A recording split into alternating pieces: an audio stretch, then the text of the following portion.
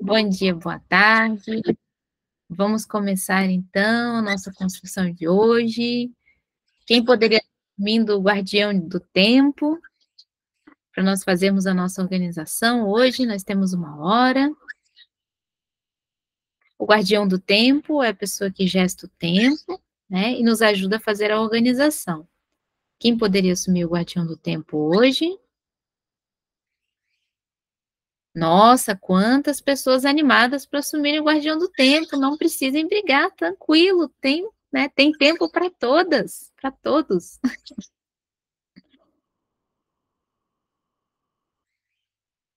Ânimo, amigas e amigos, vamos lá. Bom dia, o Bruno chegou por aí. Oi, Bruno, tudo bem? Oi, Zizi, como é que tá? Oi, Paulinha, Maria Antônia, Mauro, Tina, tem uma galera aí.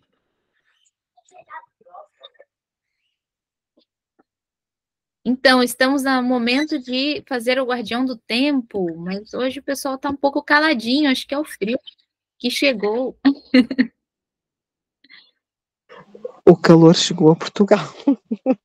Veio daí e cá estão 34 graus. É o contrário. Bom, então é o calor, chegou. Ah, mas tem que lembrar que o Brasil é uma terra muito grande, né? Não pode estar quente de um lado, a Maria Antônia já está falando, e do outro está frio, né? Então.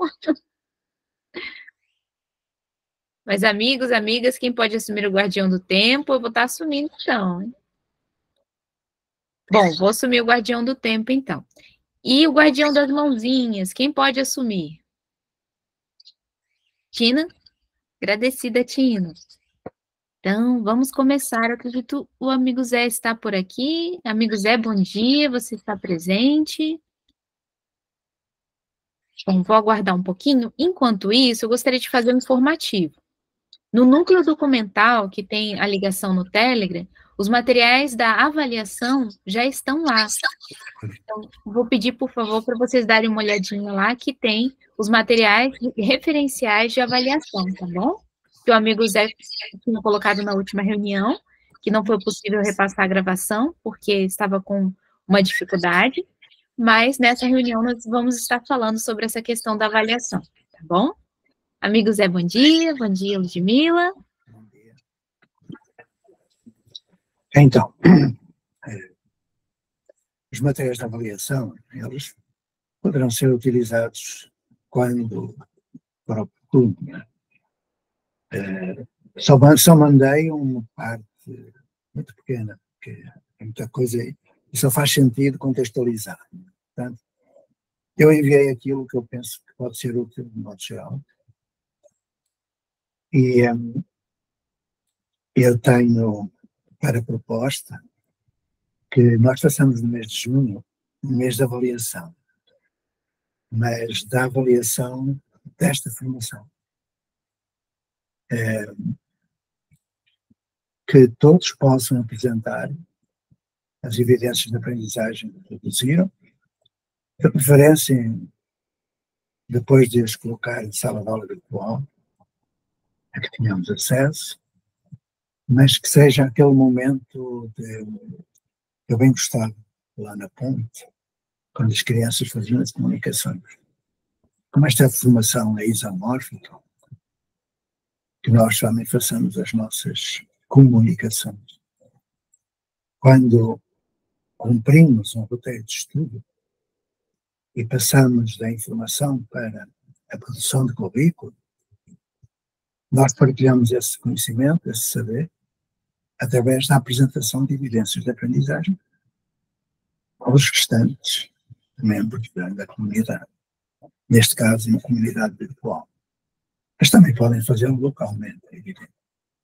Então, nós temos um mapa que eu também deixei, que eu no dia anterior, com todos os momentos que é preciso percorrer para instalar algo diferente, para fazer a mudança, depois a inovação.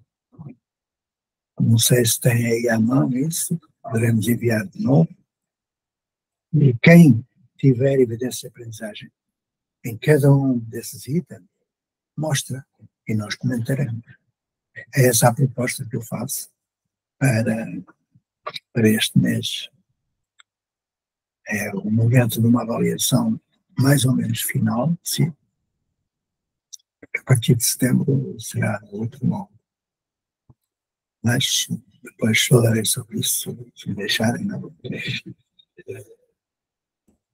A proposta está feita. Não sei se tinham algo em mente que possa ser mais oportuno do que isto que eu estou a falar, mas penso que é uma ótima oportunidade de nós comentarmos aquilo que fomos fazendo. É isto que eu penso que se deve fazer neste encontro. E deixo convosco a decisão.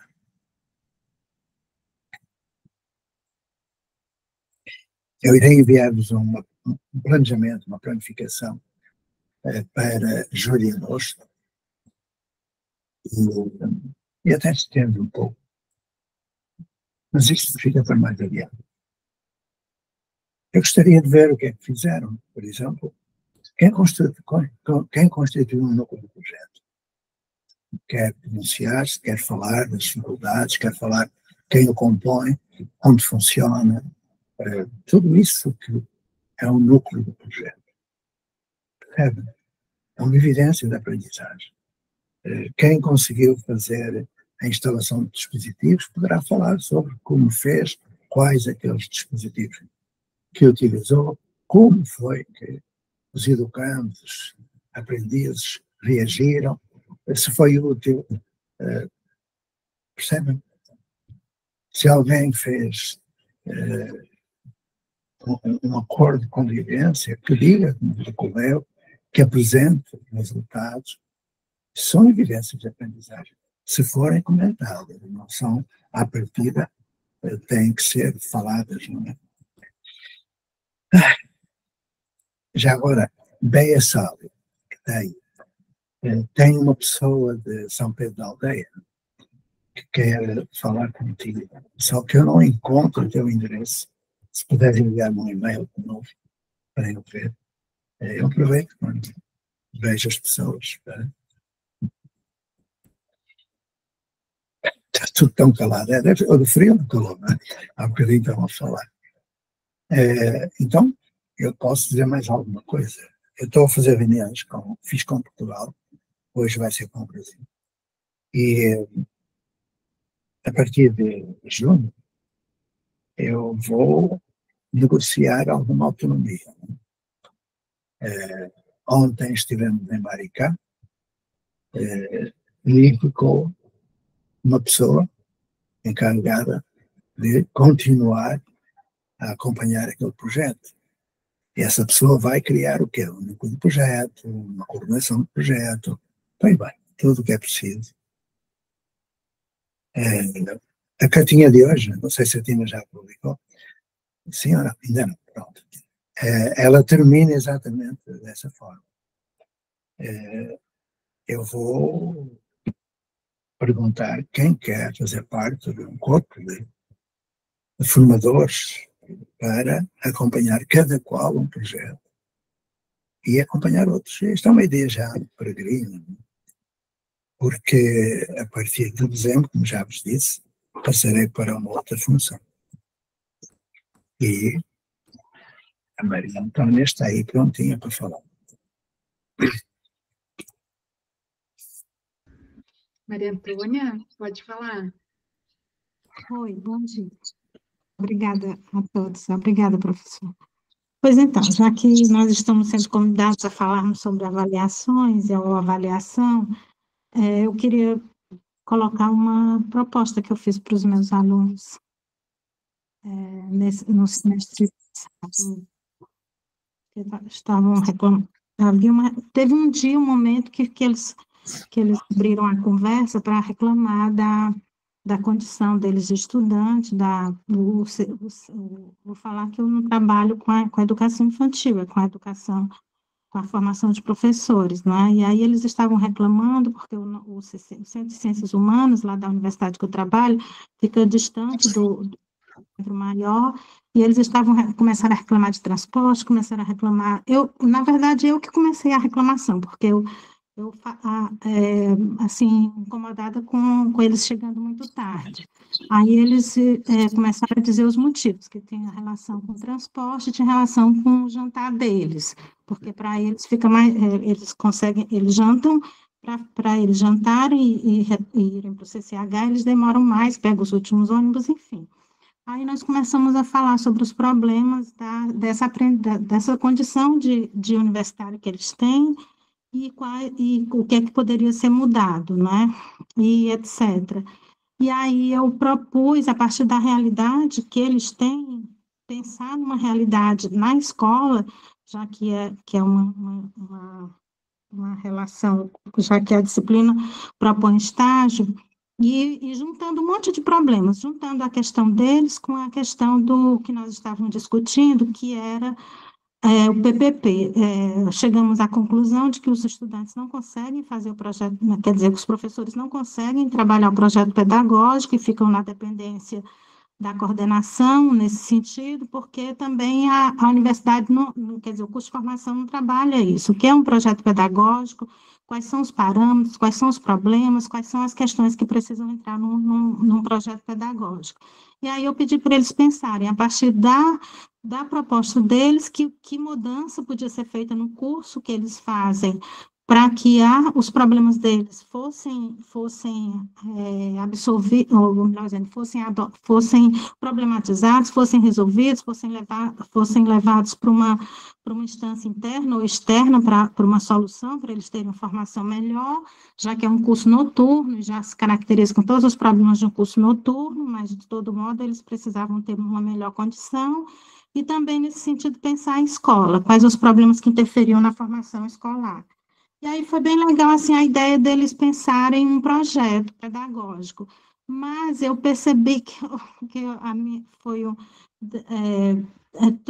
eles me pediram um modelo de projeto pedagógico que existia, que eu pudesse trazer para eles, aí eu peguei um da Bahia, inclusive, que eu tenho umas colegas aqui na Bahia que eu propus, aí uma delas estudou até no mestrado dela, projeto político-pedagógico, então, assim, eu pedi, eles mandaram um projeto bem fresquinho, que é fundamentado na BNCC, e não sei o quê, aí eu li o projeto, vi quais eram os problemas que o projeto apresentava, para caso eles me perguntassem, e eu coloquei para eles e pedi para eles lerem, e começarem dali, assim, um projeto pronto que uma escola estava aplicando e que é que eles podiam fazer a partir dali. Bom, bem rápido, porque meu tempo deve ter acabado já, né?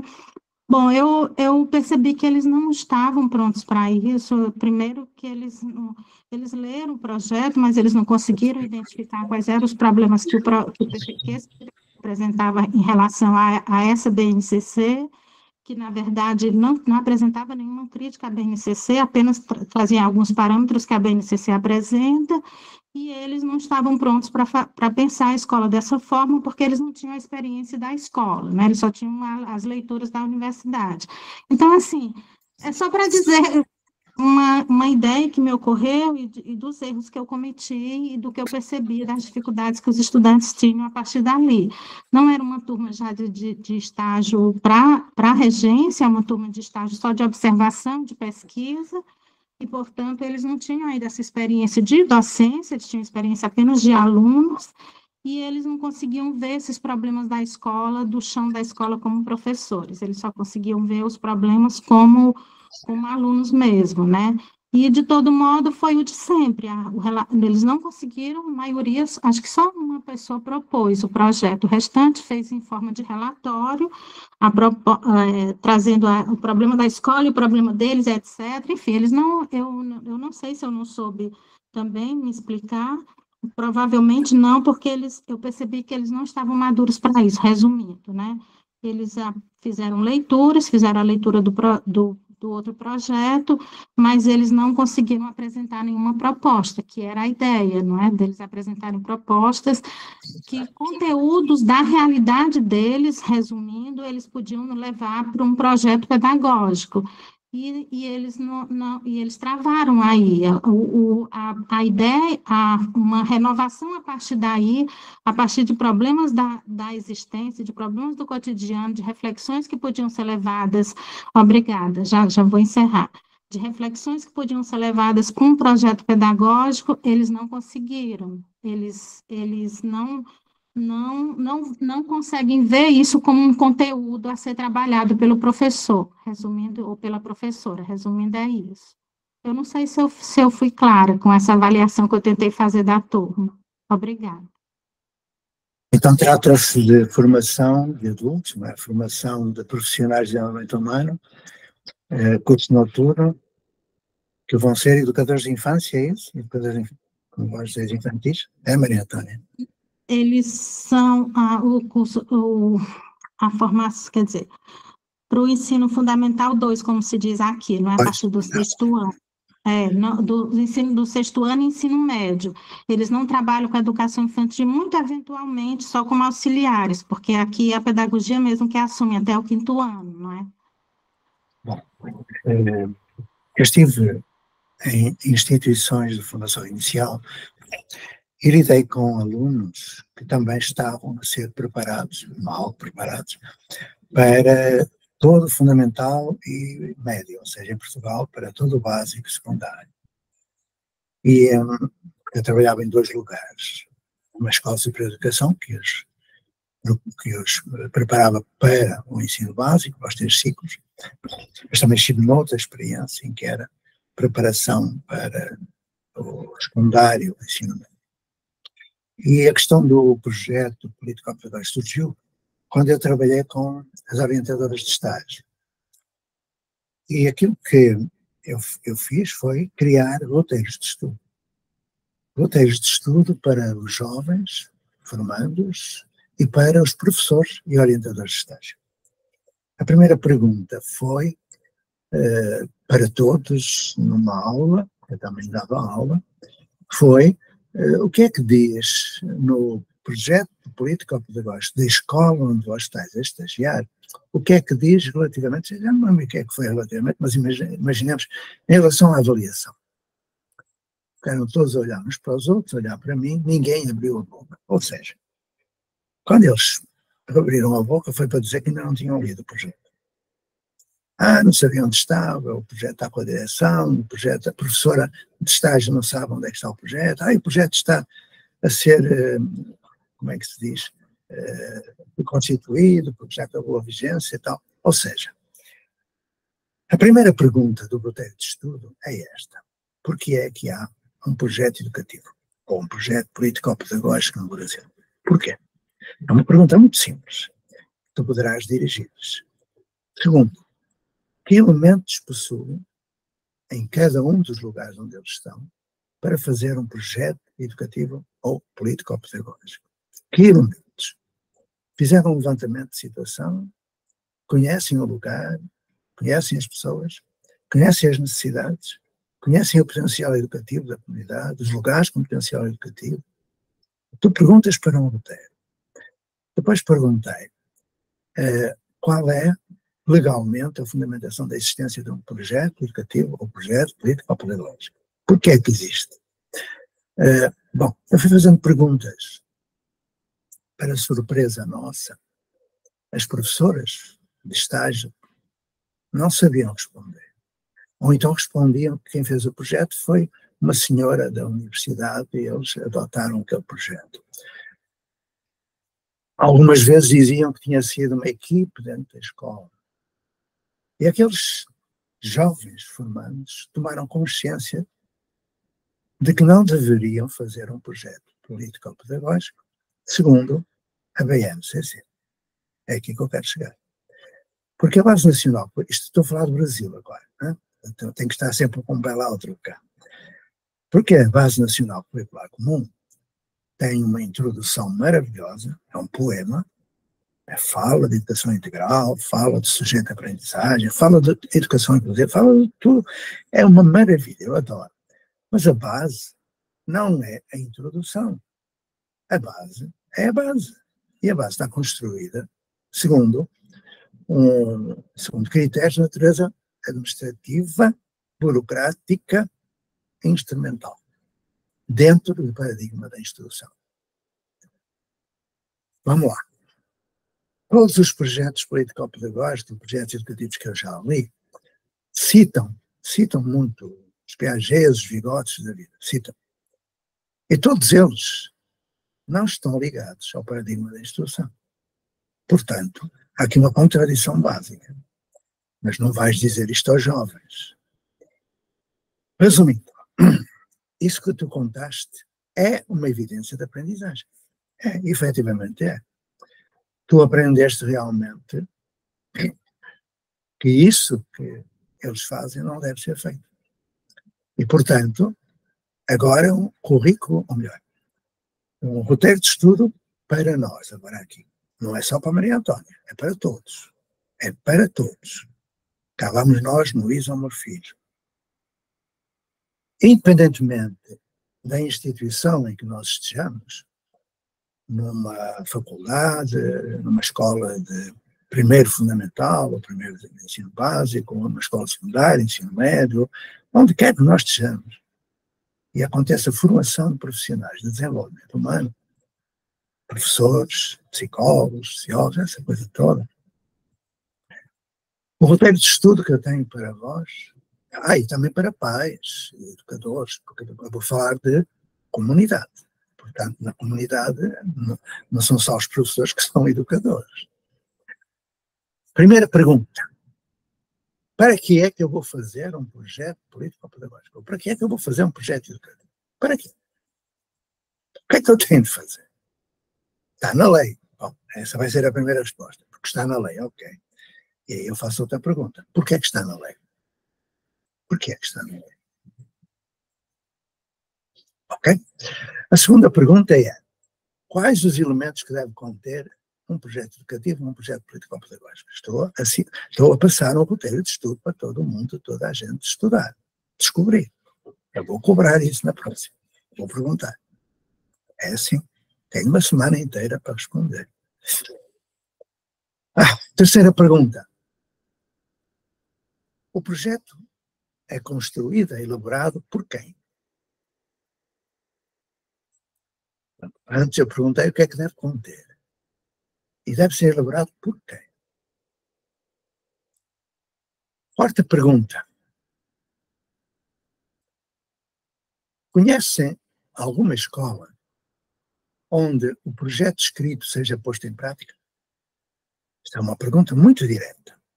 E tem critérios por detrás, mas não vou citá-los. Alguém conhece uma escola? Esta é uma pergunta para um roteiro. Posso dizer que eu andei à procura de escolas onde o projeto educativo que eu lia estivesse em prática. Vou dar-vos uma resposta provisória que é minha. Nunca encontrei. Ou melhor, encontrei uma. Nunca encontrei escolas onde o projeto educativo estivesse posto em prática. Então a quinta pergunta é esta. Se o projeto está a ser posto em prática, quais são os meios que são disponibilizados ou que foram disponibilizados para pôr em prática? Quais foram? O que é que os professores, os pais, a comunidade fez para pôr aquilo em prática? Se não está na prática, a pergunta é bem diferente. Para que é que serve esse projeto? Se realmente está escrito e não está posto em prática, a escola está a incorrer num indício de crime, falsidade ideológica. Nunca pensaram nisso, certamente. Mas é. Eu agora poderia continuar com muitas perguntas para um roteiro, mas penso que esta meia dúzia já chega. Agradeço a Maria Antônia ter trazido esta questão, porque me aborrece muito este faz de conta que se faz projetos. Mas eu tenho ainda mais umas observações para a Maria Antônia, e que tem a ver com o projeto da instituição. Quando eu fui trabalhar numa escola de formação de professores, eu já expliquei, já contei essa história, não vou entrar outra vez na história, mas deram-me umas folhas com a constituição de turmas, registro de presença, etc. E eu perguntei ao Conselho Científico dessa instituição se conheciam o projeto educativo da instituição, daquela Escola Superior de Educação. Eles disseram, com certeza. E eu respondi, então devem ter lido que esta faculdade quer formar professores autónomos, responsáveis. E agora eu pergunto, como é que se pode desenvolver autonomia numa sala de aula? Uma turma. Se desenvolve ao contrário, é heteronímio. E aí temos outro problema. Mas também está lá escrito que querem professores responsáveis. Como é que pode haver responsabilidade quando eles são controlados à entrada e à saída das salas de aula? Vamos falar a sério. Nós andamos todos envolvidos numa grande farsa educacional. Então, para essa instituição, Maria Antônia, onde tu estás, é a mesma pergunta que eu deixei há pouco. Se conhecem um projeto educativo da instituição, a proposta educacional, se conhecendo, isso tem contrapartida prática, se é algo que tem a ver com. E a partir daqui eu faria muitas perguntas. Por que é que há formação em ensino noturno? Por que é que há formação diurna? Por que é que toda a formação passa pela sala de aula da universidade? Por que é que? E esta agora dava um roteiro bem maior, que eu não vou contar. Olha, eu estou agora a começar um livrinho, isto agora para terminar. Vou começar, mas volto a dizer, foi uma evidência de aprendizagem, portanto está aprovada. Só que dessa evidência passa-se para outro roteiro de estudo. É sempre assim. Estou a escrever um livrinho, que deve sair lá para julho não, agosto talvez, que é praticamente um manual para aqueles que em setembro entrarem no processo de formação para a criação de comunidades de aprendizagem, tenham um mínimo de orientação, porque é preciso também. E esse livro vai ter uma pergunta como título, que é uma pergunta que já me fazem há 50 anos quase. Por que é que não há mais escolas como a Escola da Ponte? É este o título. E eu, durante o livro, explico, dou a resposta. E já agora, para todos vós, por que é que não há mais escolas como a Escola da Ponte? Alguém quer dizer? Eu sei a resposta. Eu sei. A primeira resposta eu sei. Tem muito a ver com isto que a Maria Antônia falou. Professor? Sim, estou escutando. O Bruno está com a mão levantada. Vamos lá, Bruno. Bruno? Olá, Zé, Tina, mais colegas, Maria Antônia. Eu queria contribuir um pouco sobre o que a Maria Antônia falou e o Zé problematizou.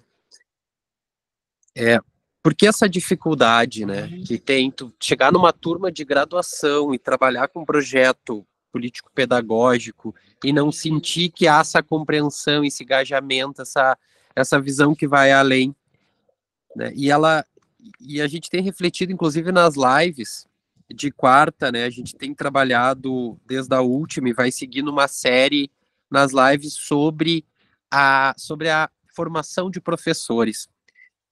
E eu tenho comentado lá que a nossa formação de professores, ela começa muito antes de uma licenciatura ou da pedagogia.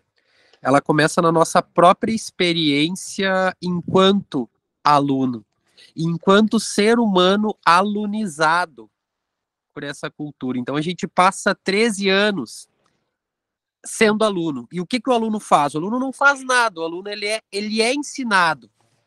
Ele não aprende, ele é ensinado, que é diferente, né? Então a função do aluno é sentar e esperar a próxima coisa. Então ele é guiado o tempo inteiro. Ó, agora tu levanta, agora tu sai, agora tu vai pro recreio, dá um sinal, agora tu volta, agora tu faz o exercício da página 45, agora tu abre o livro tal. Então tu passa uma trajetória de 13 anos sendo alunizado. 13 anos sendo guiado, conduzido, orientado. Aí chega na faculdade, mais 4 anos sendo alunizado. Aí, de repente, tu assume o papel do educador, né? Depois de pelo menos 17 anos sendo alunizado, a única coisa que tu pode aprender enquanto educador é alunizar. Então, tu só inverte a postura que tu estava, e tu passa a transformar ser humano em aluno. Então, por que é difícil? E eu vejo isso nas turmas de graduação, de especialização, de pós-graduação, de maneira geral. Tu fica assim, tá, mas o que é para fazer mesmo? Se tu cria um pouco de um campo de autonomia na atividade a ser realizada, as pessoas já entram nessa, tá, mas como é que é? Como é que tá? Porque está faltando a página, o capítulo, a pergunta formulada para tu botar dentro da caixinha. Então, isso é tão profundo que é uma experiência que eu só vou conseguir com que o aluno, que o estudante de graduação, ele consiga pensar ativamente no processo, se ele viver a comunidade e a vida real como processo educativo e não a sala de aula. Então, o estudante que tá buscando se formar como educador, ele tinha que estar no chão de escola. Ele tinha que estar na comunidade, porque é nesses lugares que ele vai ver a necessidade desse movimento de servir a necessidades reais do mundo, né? A demandas. Aí eu vou entender o que deveria ser um projeto político-pedagógico ao ver que cada comunidade tem uma demanda, tem problemas sociais, tem problemas socioambientais, tem problema com criminalidade. E quando eu vejo o mundo real e vejo que esse mundo real demanda coisas e essas coisas partem pela educação, tocam a educação, eu vejo que o projeto político-pedagógico, e por isso é político, ele deve servir a esse território. Mas como eu entender o que o território precisa se eu não vivo o território? Como eu vou construir um projeto político-pedagógico que seja útil à vida se a escola está descolada da vida? Então, há um processo anterior, que é viver e entender a comunidade e as suas demandas. E respeitar, não só ouvir, mas de fato respeitar o direito que essas pessoas têm de construir o processo educativo e fazer com que a escola sirva a essa comunidade e a esse território. Aí sim, conseguindo viver isso na prática, de maneira intensa, conseguir a partir daí construir um projeto político-pedagógico que reflita a necessidade desse território, desse mundo real, desse cotidiano, que tem milhares de problemas e, por conta desses milhares de problemas, tem demandas que a escola pode atender.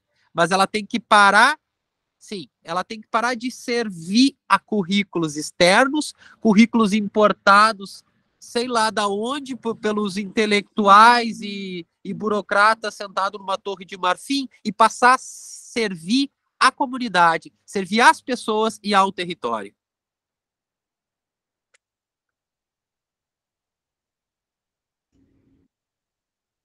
Professor José, seu áudio está fechado. Deixe fechado, que é para poder ser chamada a atenção, porque estou brincando. Eu estava a agradecer ao Bruno e estava a dizer que o Donald Trump escreveu que o professor é um intelectual, crítico, reflexivo das suas práticas. Pois é o que nós estamos a fazer aqui.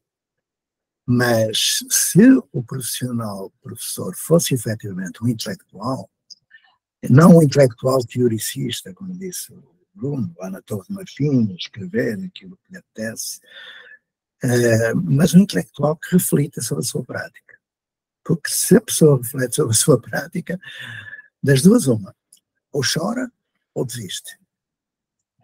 Então, quando me perguntam porquê é que não há mais escolas como a Escola da Ponte, o Bruno ensaiou uma resposta, e bem, ao nível da formação, eu respondo agora.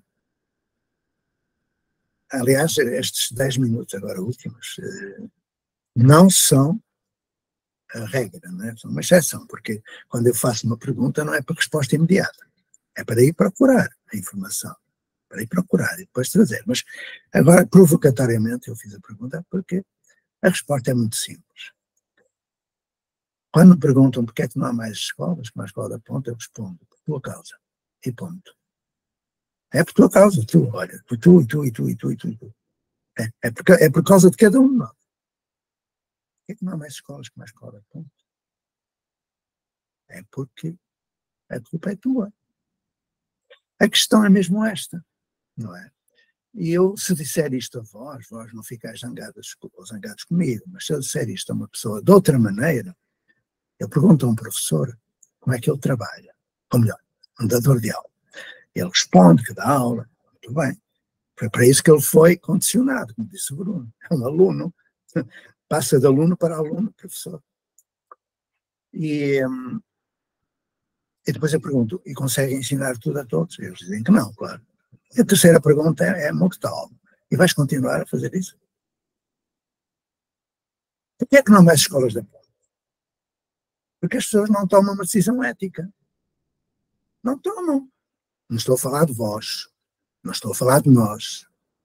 Estou a falar de 99,9%. Se um médico, imaginemos um médico, faz juramento de Hipócrates, a vida é sagrada. A missão do médico é salvar doentes. Salvá-los todos, se possível. Imaginai um médico que trabalha segundo um modelo de medicina do século XVIII e XIX. O professor trabalha, como no século XVIII e XIX. Imaginai esse médico no século XXI, ele iria continuar a fazer o mesmo, sabendo que iria matar metade dos doentes?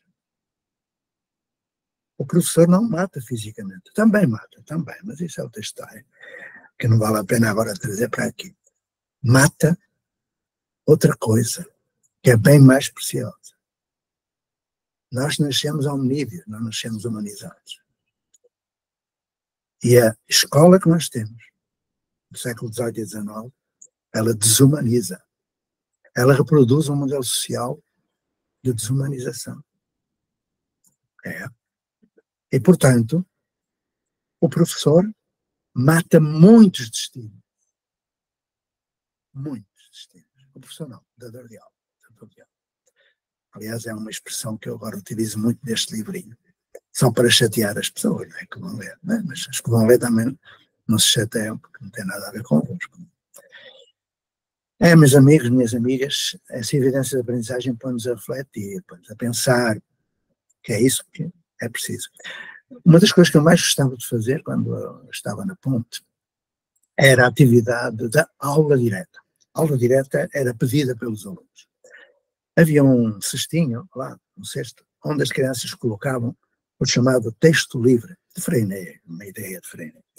O texto livre em papel de rascunho e tal, e eles gostavam muito de mostrar a quem escreveu que deu erros ortográficos, as crianças são terríveis, que deu erros ortográficos, que o texto não vale nada, que eu não sei o que é. No princípio era assim. E era excelente essa ideia, porque eu dizia, vão lá pegar um texto. Eles traziam um aleatório. Eu dizia, escreve o texto no quadro. Não dizia quem tinha sido o autor. Eu sabia. Eles escreviam no quadro o texto. Tudo. Enchiam o quadro. Ok. Agora eu perguntava, quem quer ler? E eles começavam a ler. Numa vez. Tá? E fazia uma ligeira pausa. Eu disse, então o que é que falta aqui? Reparei. Eu começava a conversar, a refletir com eles. Uma vez. Há uma pausa. O que é que tem que ter? E eu levantava o braço. Vírgula. Outra. Ponto e vírgula. Ponto final. Pá. E refletíamos. E chegámos à conclusão do que era. Depois aparecia uma palavra que eu dizia, não leia, porque estava aí erro ortográfico. Aí eu punha-os a refletir. Qual será a escrita correta? E aquele que tinha feito o texto não abria a boca. Porque no final eu ia falar o nome e todos batiam palmas, porque ele tinha contribuído e ele tinha aprendido. Bom, tinha aprendido como? Um exercício de solidariedade. crítico, claro, mas solidariedade. E aprendiam, eles não falhavam uma vírgula, um ponto e vírgula, um ponto final, um acento grave, não falhavam um, porque refletiam. Olha, tenho saudades disso, mas vamos lá. Mais alguém quer mostrar uma evidência de aprendizagem? Portanto, a Maria Antônia pode colocar lá na sala de aula virtual, se já tiver, essa evidência de aprendizagem, mas acrescentando o roteiro de estudo que eu deixei. Porque de um roteiro passa-se para o outro, sempre infinito.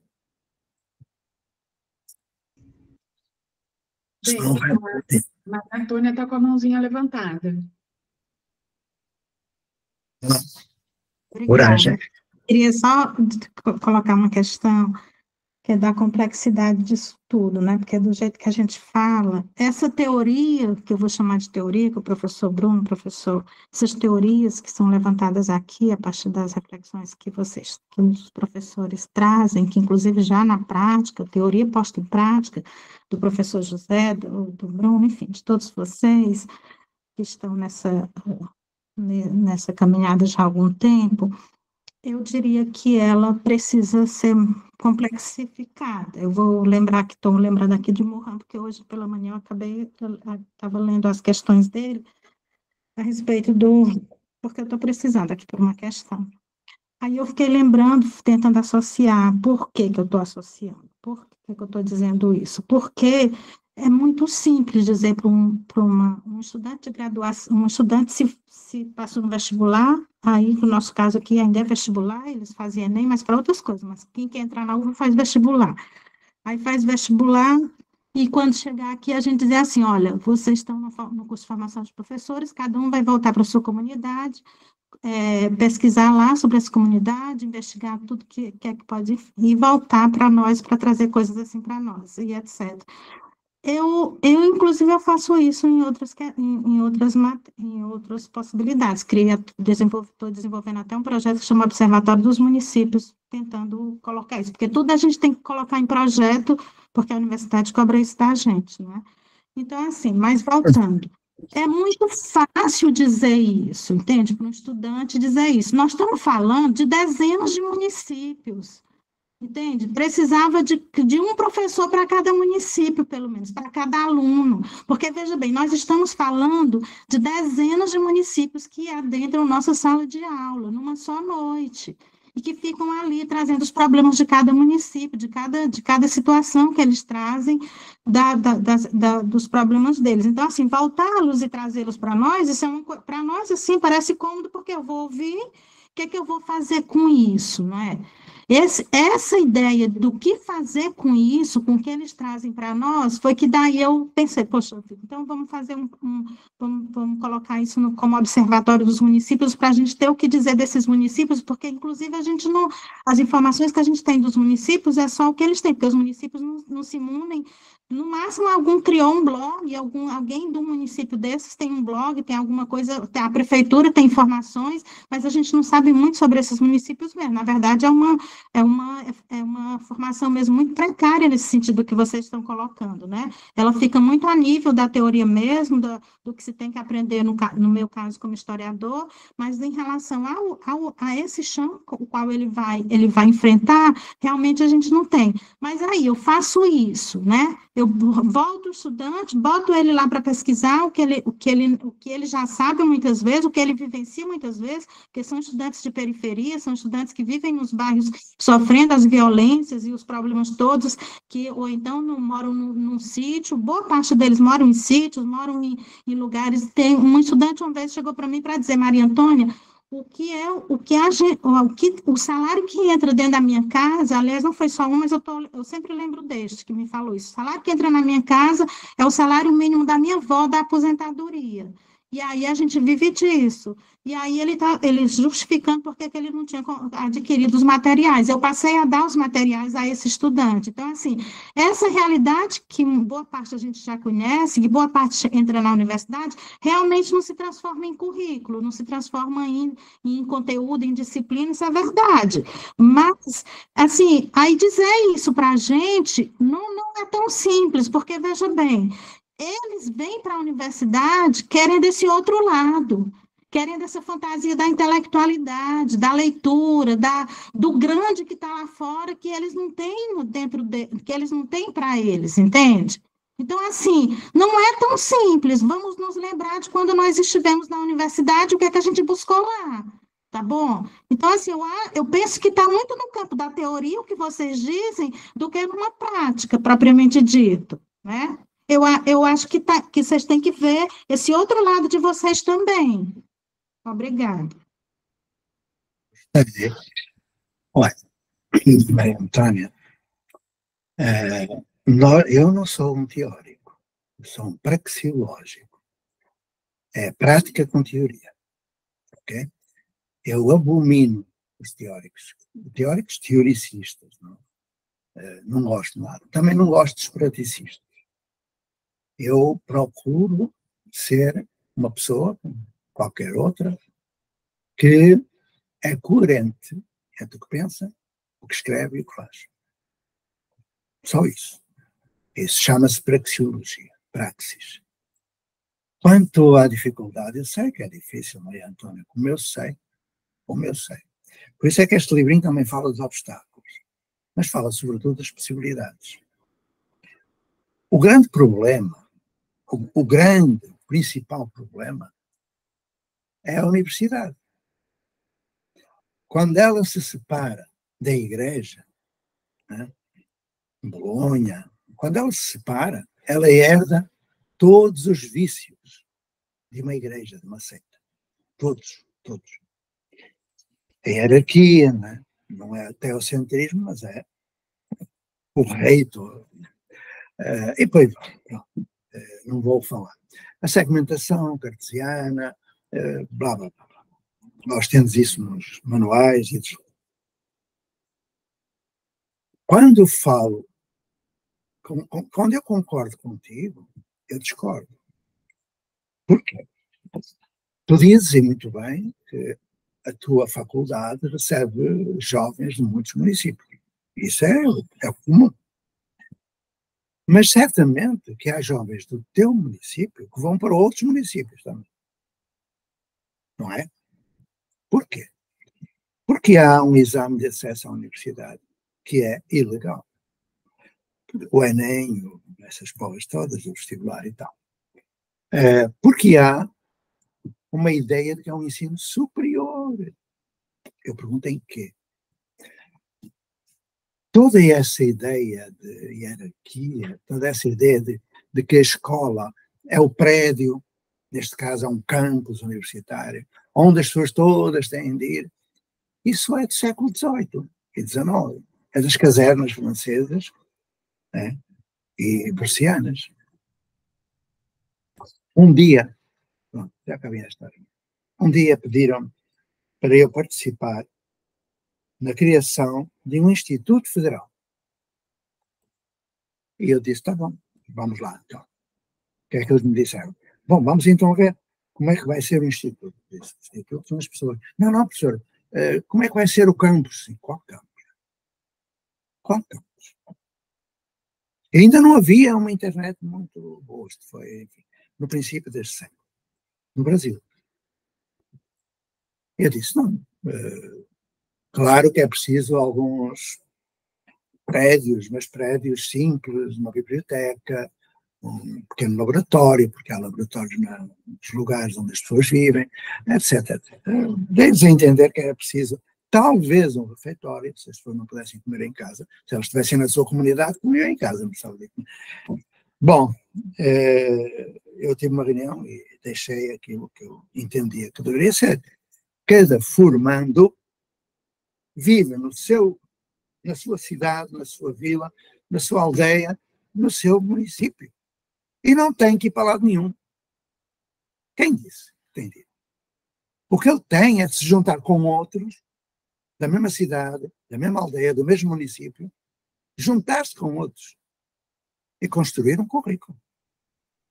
Construir um projeto. Um projeto de vida profissional. Naquele município. Se quiserem ir para outro, fazem outro. Qual é o papel da universidade? Agora vão dizer, mas então o campus ficava deserto? Não, cara. Não fica. Há tanta gente a dormir na rua, há tanto espaço nesses prédios. Ponham as pessoas, as famílias nesses espaços. Tem refeitório, tem tudo, um refeitório industrial, caramba. Estão a falar sério? Porque o problema é o sistema, como ele está organizado. Veio de cima, da universidade. A universidade é a matriz. E na universidade dá aula, toda a gente tem de dar aula. Na universidade é o prédio, toda a gente pensa que é o prédio, caramba. Não é? Então, onde eu quero chegar, já há mãozinhas levantadas, é que nós temos de regenerar o sistema, ou substituí-lo. E a universidade tem que ir subir ao chão da escola para perceber o que é que se passa. Que essa gentinha que vive dentro dos muros, dentro de gabinetes com ar-condicionado, não sabe o que se passa. Essa gentinha que vai dar palestra de cuspe e PowerPoint, não sabem o que dizem. Fazem citações. Na prática, fazem o contrário. Então, meus amigos e minhas amigas, já perceberam que eu estou a começar a ficar agitado. O que é necessário hoje é que as instituições de formação inicial percebam que os projetos são de locais. E que estar a fazer um projeto só por fazer um projeto dentro de uma instituição de formação não vai adiantar absolutamente nada. Porque eles levam esse projeto com eles, ou não, podem até pensar que é só mesmo uma coisa que a professora mandou, mas se levarem, certamente levam um projeto diferente daquilo que está na prática. Chegam à escola e metem esse projeto na gaveta, vai fazer aquilo que os outros fazem, dar aula. Onde é que está o projeto? É preciso regenerar o sistema, humanizar o sistema, substituir o sistema. E isso acontece a partir de comunidades de aprendizagem. Dá para entender? Depois, se essas faculdades forem transformadas em escolas que não sejam de formação superior, que sejam efetivamente de aprendizagem, essas faculdades, esses campos transformam-se em comunidades de aprendizagem, onde estão crianças, jovens, velhos a aprender, com professores universitários. Dá para entender? É isto que tem de acontecer. Já não vai acontecer no meu tempo, certamente que não. Mas eu deixo convosco essa missão. Regenerar, humanizar, substituir. Sem isso, esta reflexão não terá certamente qualquer repercussão. Ora, de imediato, o que é preciso fazer? Aquilo que temos andado a conversar. Criar condições de uma comunidade de aprendizagem local. Local, porque é local e virtual. É isso. Depois as coisas vão acontecendo. Não é de baixo para cima. Porque o ensino superior pensa que o ensino inferior que é por baixo. Não é. A escola é por cima da universidade. Okay? Se não houvesse escola, não havia pessoas universitárias. Dá para entender? É. Está bem? Está aqui a Tina com a mãozinha levantada, está a Zizi, não sei se está mais alguém. Mas estamos a refletir. Agradecida, Tim. Então, eu gostaria de fazer uma colocação. Então, não só para Maria Antônia, mas para trazer um pouco esse propósito, né? Nós sabemos de todas as dificuldades que existem, né? Quando nós não falamos de um processo idílico ou de sonho. Nós sabemos a realidade que é em cada escola, em cada instituição. Não é uma questão fácil para ninguém, para todos é muito difícil. Mas a grande questão é que a mudança começa por nós. Não existe uma mudança sistêmica de um todo, onde magicamente a humanidade vai mudar de um passo para o outro. Existe uma construção sólida por uma metodologia construída de prática do dia a dia que muda a prática. A teoria, como existe, ela é. Nossa teoria, inclusive, ela está atrasada. Nós temos teorias muito avançadas que nós nunca colocamos em prática. Só ver o próprio Piaget, Maria Montessori, o Lauro de Oliveira Lima, tantos professores, tantas metodologias de educação super avançadas que nunca foram colocadas em prática. Então, nós sabemos das dificuldades, só que a prática é começar. E nós temos que começar pelas comunidades de aprendizagem, sendo que essa aqui é a proposta. Novas construções sociais de aprendizagem e educação, onde nós começamos em cada localidade formar essa diferença por uma prática que trabalha a aprendizagem, o paradigma da aprendizagem e o paradigma da comunicação. E é prático, porque ela se constrói na relação, na mudança de valores, onde nós constituímos um núcleo de pessoas afins que querem mudar essa localidade, que querem mudar esses valores constituídos pelas suas potencialidades, pelas suas fragilidades, pelas suas problemáticas, aonde se constitui uma matriz axiológica, uma carta de princípios, acordos de convivências e tutoria, aonde é possível fazer uma mudança de relação, onde nós trabalhamos uma mudança prática da relação que se constrói com o aprendiz, pelo interesse do aprendiz e pelo o interesse do tutor em construir uma aprendizagem em conjunto, comunicativa, que faça mudança. Agora, a nível estrutural, a estrutura se muda pelas pessoas. Nós somos dessas escolas. Quando se fala que escolas são as pessoas, é porque cada um de nós representa essa mudança em sua localidade e está fazendo essa mudança. Agora, essa mudança não é fácil. Se nós entrarmos nas questões das problemáticas, nós nunca vamos parar de falar das problemáticas, porque as problemáticas são 1 milhão. Agora, como resolver essas problemáticas? Como, a partir da avaliação, nós percebemos o que está acontecendo naquela localidade e fazermos a mudança de passo a passo, entendendo que, para mudar o todo, nós precisamos mudar cada localidade. E cada localidade muda o que é possível em sua construção. O que, claro, nós vamos sempre trazer como uma referência maior é o que pode ser feito na construção de etapas. Então, tem a etapa da formação axiológica, que é justamente trabalhar em valores comuns. Nós não fazemos formatação, e isso é extremamente prático, porque quando nós construímos na localidade essa mudança de valores, nós construímos valores afins para que mude aquela localidade em como ela está vendo o paradigma da instrução, o paradigma da aprendizagem e o paradigma da comunicação. Infelizmente, o paradigma da instrução é muito avançado, só que ele é mal utilizado porque não se tem ética. Quando o discípulo está pronto, o mestre aparece. Quando se tem ética, você constrói a isomórfico, você constrói a educação com o outro. Só que isso, infelizmente, pelo campo mercadológico, aí nós temos Paulo Freire na educação bancária, isso foi distorcido. Então, nós precisamos trazer, e que nós construímos aqui, essa humanização da educação. É trazer de volta essa construção para todos nós. Mas, estou quase encerrando os 5 minutos, a Tina estava com a mãozinha levantada, eu gostaria de fazer uma proposta de pelo menos 5 minutos para podermos fecharmos, se possível, e repassar para a Tina. Eu só queria retrazer o nosso nosso propósito aqui de construção, tá?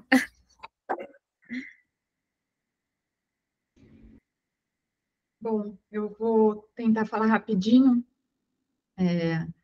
Acho que cabe dizer que eu trabalhei por 24 anos como professora universitária em cursos de bacharel e licenciatura. Não fui uma professora que dava aula, eu trabalhava de forma diferente, mas tudo isso que a gente está falando aqui, trabalhando aqui, a Zizi falou muito bem sobre essa transição paradigmática, sobre o paradigma da instrução, da aprendizagem e da comunicação. Isso não é um método com atividades a serem aplicadas. Se fosse um método, seria fácil, né? Só qual a próxima atividade, o que a gente tem que fazer agora. Não, agora vamos para o passo 2 e pronto. Isso é uma filosofia da educação, é uma forma de pensar. Então, quando as pessoas perguntam se a educação humanizada dá certo, a pergunta já está errada. Não é essa.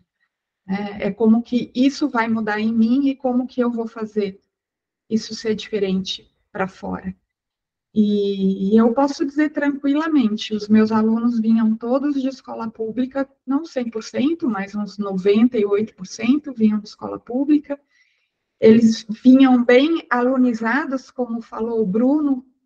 Bruno, eu fui pesquisar o que é alunizar, e alunizar é quem põe o pé na lua. E eu falei assim, puxa, será que a gente pode utilizar esse termo? Depois a gente conversa sobre isso. Eu fui atrás, fui caçar aqui no Google. Mas eu acho que cabe, né? Alunizar, colocar o pé na lua, foi a primeira pessoa que colocou o pé na lua. E esse processo de alunizar, eu acho que o Bruno falou muito bem, né?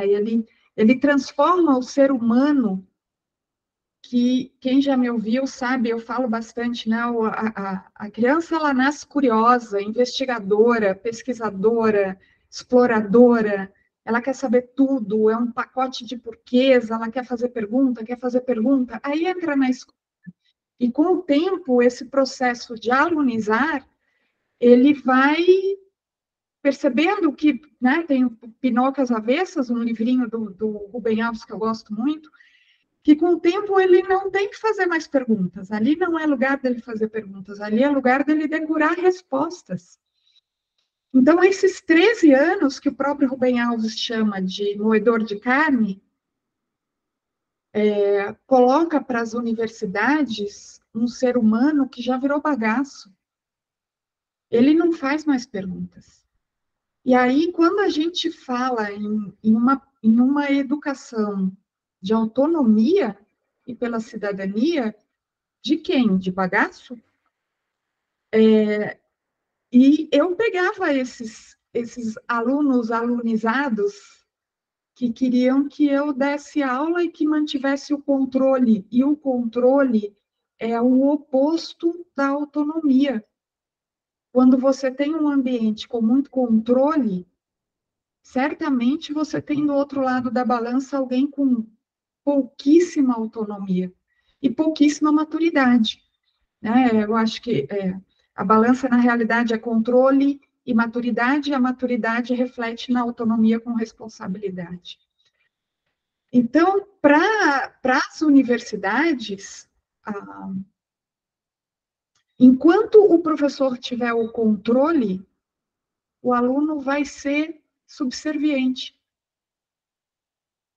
Eu lembro que nas universidades que eu trabalhei, os outros professores ficavam muito angustiados. Tina, como é que você consegue fazer com que seus alunos leiam textos? Pô, eu peço para eles lerem, aí eu chego na próxima aula, quem leu? Ah, ninguém levanta a mão, ninguém leu. Ah, então vamos ler junto o texto. E aí eu dizia, bom, eu não lia, né? Se eles não leram, não era eu que ia ler, eu já tinha lido. Mas o professor universitário, ele mantém esse controle.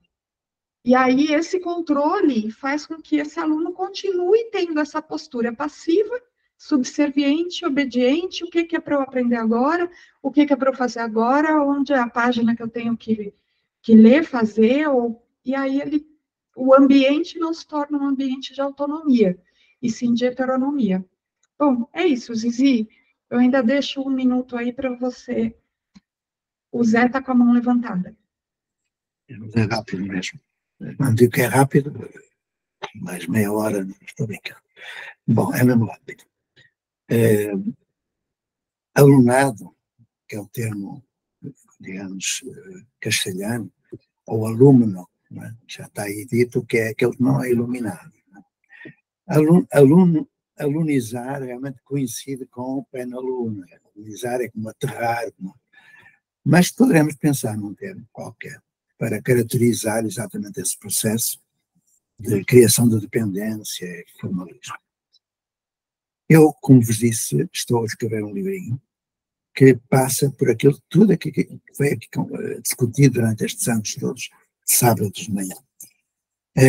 Eu observo sempre que quando começa, cada ciclo de sábados de manhã, começam às vezes cerca de 100 pessoas, mas depois estabilizam-nos 50. E a partir de certa altura começa a descer até aos 30, anda por ali, fica por ali. Eu percebo porquê, e não é uma crítica. A maioria dos nossos professores, ela está habituada a receber respostas, não pergunta. Ela está à espera de uma receita, de uma solução. E aqui não se dá receitas. Aqui interrogamos-nos, refletimos e praticamos.